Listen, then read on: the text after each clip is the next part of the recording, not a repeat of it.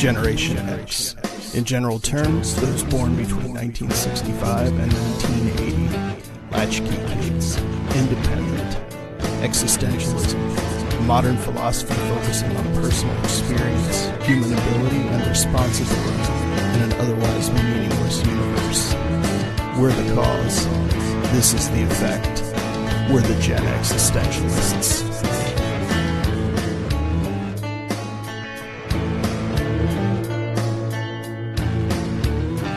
Welcome into another edition of the Gen Existentialists. My name is Scott, also known as Emergo and St. Corman, and he is... I'm Butch R. Cleaver, also known as Bunny. It's true. We really should do a future episode as Butch and Emergo. Yeah, we probably should do that. That'd be fun. I don't know if my voice could do Emergo for an entire 20 minutes, but it would be worth trying. We should probably mention to people that this is a... for the 98% of you out there who have not seen our program, we were working on a horror host program similar to an Elvira or what's some other big ones, Zachary or Svengoolie. Yeah, cool similar ghoul. To that kind of thing. If you're around the Cincinnati area, cool ghoul. We were working on a program like that for well over 15 years, so together, and reached some success with that. So, well, you're in the horror host Hall of Fame. So. I am. I'm the 72nd person on the planet nice. Inducted into the Horror Host Hall of Fame. So it's very nice. And the cool thing about that, behind the makeup, behind the skeleton, and things of that nature, as the cool ghoul was Mr. Dick Von Hain. Yeah, we're real people. It's true. And before we started this episode, right now, we were talking about art and the seriousness of art versus the sometimes comedic value. And we've got very differing opinions on that. We're both creators. Imagine that. Yeah, imagine that. But we were talking about those kind of things, and it kind of got into the topic of interaction with favorite artists, like meeting people. So our first topic, we're not going to use Mega Wheel of Magnificent, but I want to bring this up. Your favorite star, quote unquote, star interaction where you met a creator, an artist, an actor, or an actress, and why? All right. Between working in film and television and the work we did with the Horror Host program, which got us all sorts of VIP access to conventions, sci-fi horror conventions. So I've met a lot of actors and actresses, musicians, stuff like that in my time. So a lot of them have been fantastic. There's some that stand out more than others just because they're some of my favorite people in the business. But I will tell you about the most memorable ones.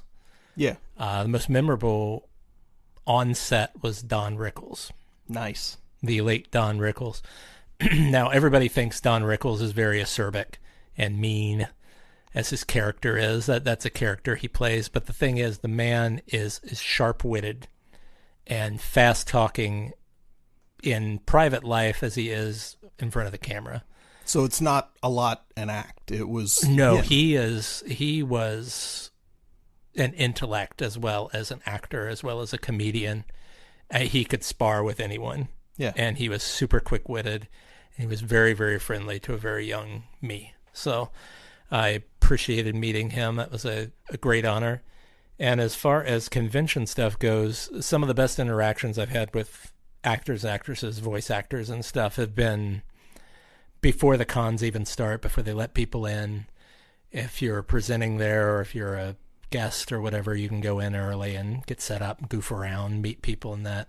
And we were just discussing John Saxon, who's an actor who I admire greatly. He's another one that's passed on. Seems like all my favorites are disappearing. We are of that age where the heroes start falling away, unfortunately. True. Now, John Saxon, you might remember him. He's probably best remembered by most people as the dad from the original Nightmare on Elm Street. Yeah. He plays a lot of cops. He plays a lot of gangsters. Plays a lot of tough, mean, angry people. He's always got an angry look on his face. I ended up running into him toward the end of his life. He was kind of sitting behind the booth, just twiddling thumbs, whatever you do, the hour or so before people come in. And I had an opportunity to meet with him, and we talked. We had a good laugh, and got to give him a hug and just say, "Hey, thanks for everything. You were somebody who I absolutely enjoyed everything you put out." And it was just a great opportunity to just meet with somebody, have a warm interaction with them, and move on.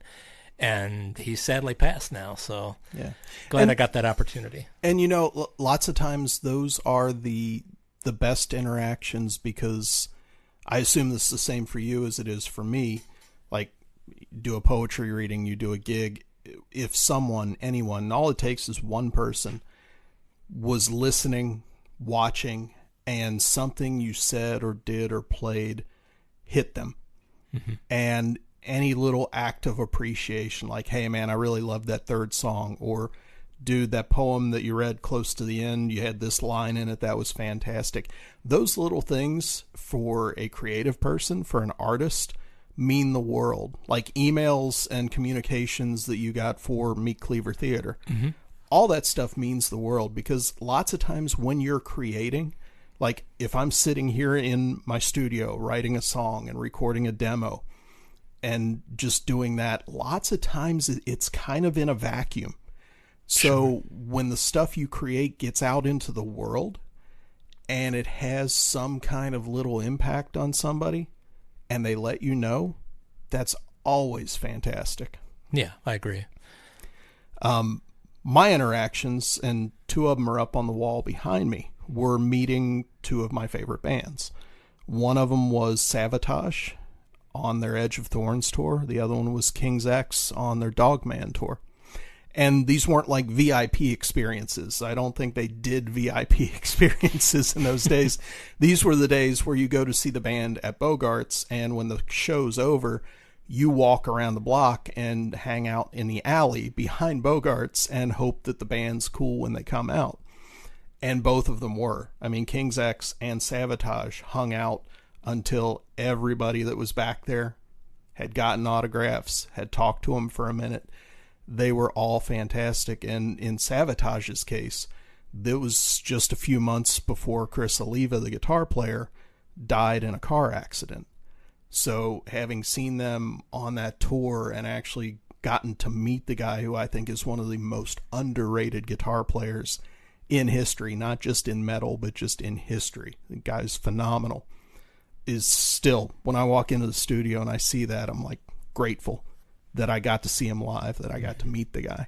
So same kind of thing, like being able to shake his hand and go, "Dude, I love your playing. Thank you." It was just awesome. Awesome. Yeah. So having broken that in, should we spin the mega wheel and see what kind of other topics we can come up with for the day? And we are spinning. And by that noise, we're whittling down the topics. We've got 500 of them on the wheel. If you've got a topic for us, you can email us. Bunny, what's the email address? genexistentialist@proton.me. At proton.me. Proton.me. Okay, this is going to be good because I can only imagine what your answer is going to be. If you could choose one thing, just one, that would make the world better, what would it be? I would give humanity the gift of foresight. How much foresight? At least 2 weeks worth. I mean, okay. Let's be realistic in our thinking. I think 90% of the problems on this planet could be solved if people used some foresight. Yeah, or if people actually stopped and considered the ramifications of their actions. Exactly. That's all part of foresight. Yeah. You're thinking instead of using your emotions.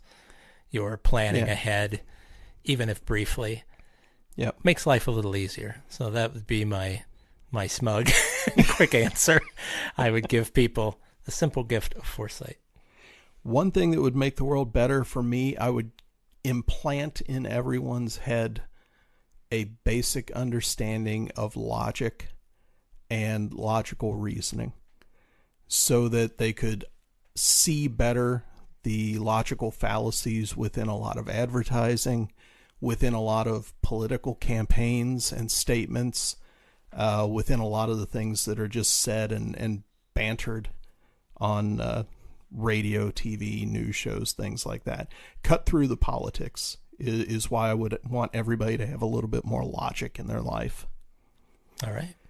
And that was a really quick shot there. I thought that was going to be a little bit more discussion. So we'll spin the wheel again, see what else we can get. See if we can get something that'll hang around for a little bit. Yeah, keep these questions coming. There's some pretty interesting ones out there. Yeah, I mean, we're down to like 485 now on the wheel. We need to get back Time to up panic. Okay, this is going to be interesting. Did you vet these questions that are on the wheel? I did not. I cut and pasted them and put them in. Oh, didn't boy. even look at them because there's so many of them. Okay. If there's any misspellings, don't blame me. What? This is actually a twofer. Oh, well. What is a stereotypical male thing, M-A-L-E, that you are into, and a stereotypically non-male thing that you are also into? Okay. A stereotypical non-male thing that I'm into is journaling, specifically gratitude journaling. How is that non-male? Because I don't think it's something that I think the idea of keeping diaries or keeping records like that is stereotypically a female thing in society. Yeah. At least that's my opinion. I'm also a good cook. I cook all the meals in our home. I've been cooking ever since I was 10 or 12. So yeah, that's a stereotypical female thing that I'm into is cooking. I guess since we're talking stereotypes, I can accept the journaling or diary keeping. Sure. Okay, a stereotypical male thing that I enjoy is fishing. Cool. I enjoy fishing. I don't really enjoy catching fish so much, and I say that partially because I suck at it. And I don't catch a lot of fish.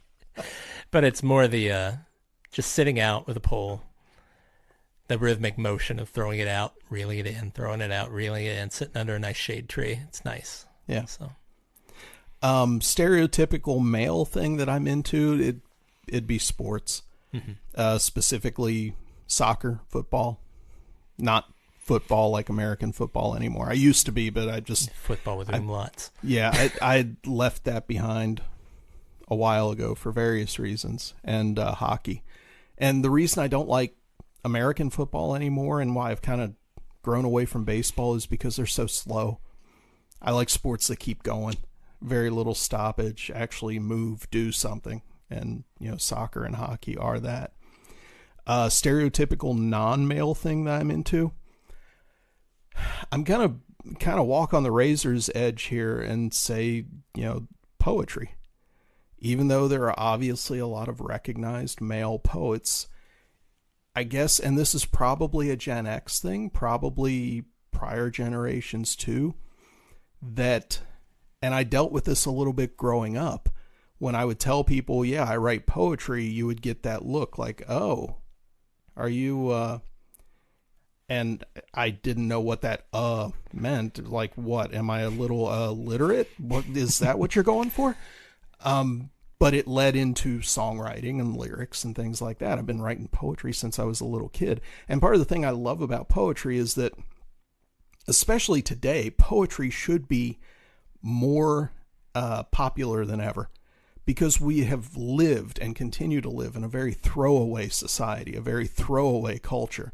Eat it, dispose of it, move on. Consume it, dispose of it, move on. Not like novels where you have to buy in, you have to give time to a novel. You can buy a book of poetry and you're into it, read a page, close it, move on the next day.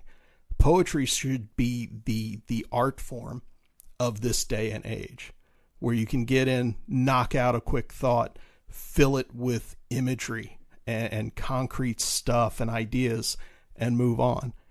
And yet the marketing behind poetry has been abysmal, to use one of my favorite words. And I think that's the biggest problem. People don't view poetry as being a greater thing. There's still that kind of quote unquote non-male thing attached to it. Like, oh, it's just about feelings. Like, no, it's not. It's about life. So kind of went in a deep venting direction with that one. I apologize for that. All right. So what's another non-male thing that you're into? Stereotype thing. Another non-male stereotypical thing that I'm into. Yeah, let's just bounce up some more here. Oh. I have real trouble with this, and partially because I've never really separated the world into male and non-male. I've never really looked at gender differences, and that's in anything. Like, I've played in multiple bands with female members, from drummers to singers. I've never played with a female guitar player yet, but it's one of those things where I never saw a gender distinction, even though I knew people that, like, one of the bands I was in college was called Feeling Crystal. We had a female lead singer. Her name was Jessica. Great singer.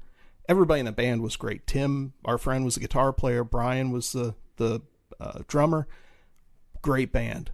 We put out a tape, and we were selling it at Record Alley, and there were a couple people that came in that I talked to all the time. Hey, this is my band, and I knew they liked that kind of music. And there were two people I can distinctly think of that when I told them we had a female lead singer, a purchase turned into, nah, I'm not interested. And I never understood that. It just didn't make any sense to me.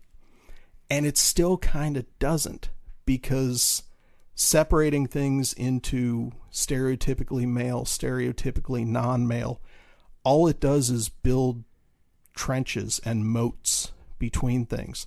For example, here in our house, with me and my wife, Tracy, guess who takes care of the yard? She does. Guess who does the laundry? I do. So that's your answer, laundry? I guess it would okay. Yeah, I mean, there you go. It took a long way around my elbow to get back to my thumb on it, but yeah, I do the laundry, and I enjoy doing the laundry because I've got a system.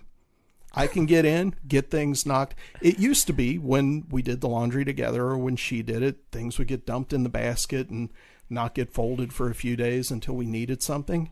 I've got a system.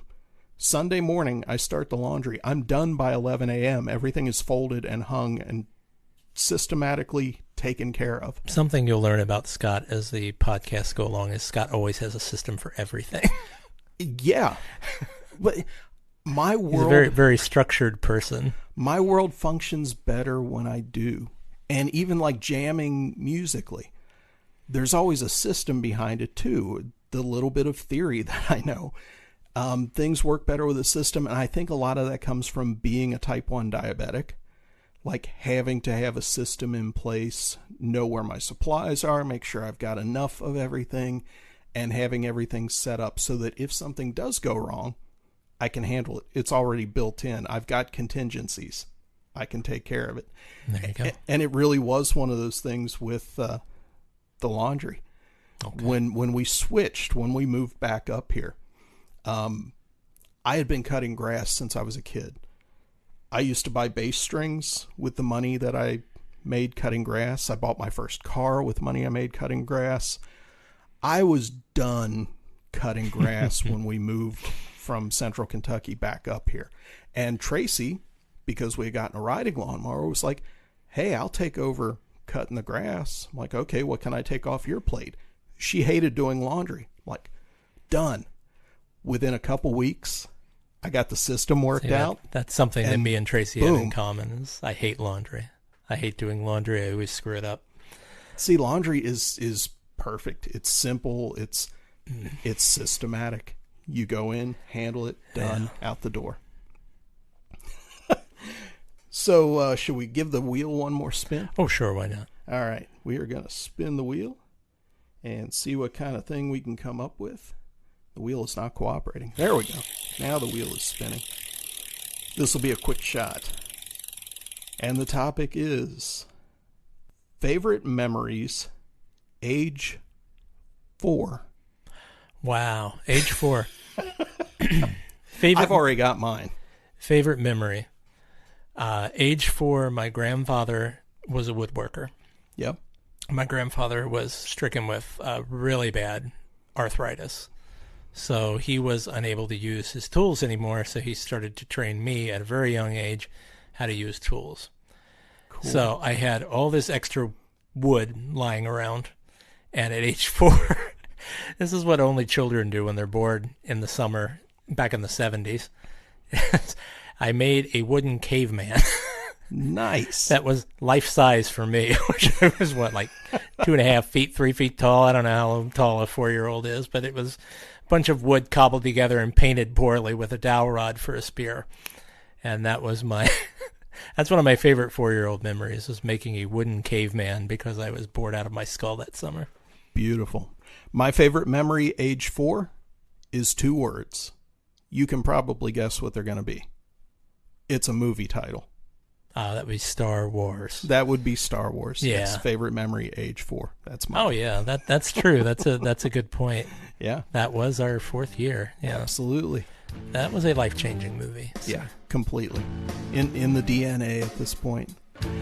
That'll about do it for the Gen Existentialists this week. My name is Scott/Emergo/St. Corman. And I'm Bunny. And we will catch you next time on the Gen Existentialists. Have a good one.